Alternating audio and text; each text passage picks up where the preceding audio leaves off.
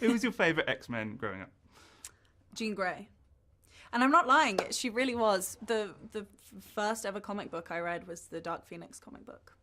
And I never read another one until I got X-Men, and then I read the Dark Phoenix comic book again, so it's the only one I've ever read. So you really did. There are other characters in it, but... You're not interested in that? Not interested.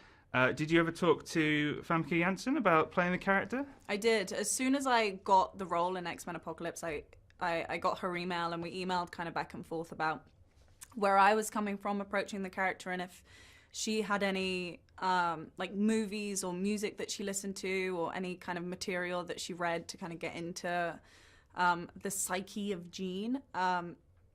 And she also just kind of gave me her blessing for the role, which was really nice to have, because, you know, when you take over a role from someone, you always kind of want to make sure it's okay with them, and she was lovely, so.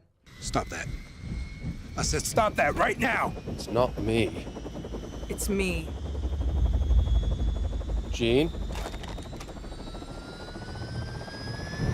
Jean! Get down!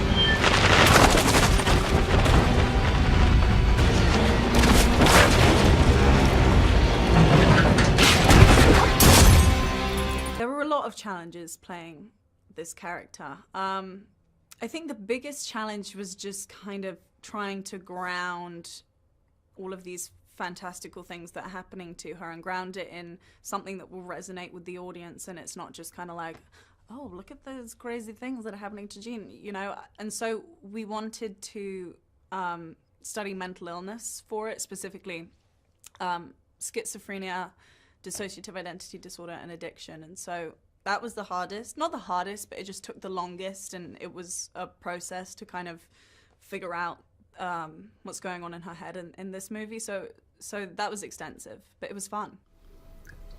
Who are you? The better question is, who are you? Are you a scared little girl who answers to a man in a chair?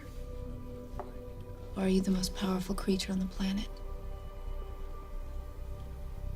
It's amazing working with Jess. To have such amazing scenes between two like very strong female characters who, and Jessica's character is an antagonist, but she's also kind of empowering Jean, and so it's these really wonderfully complex scenes that aren't just between good and evil.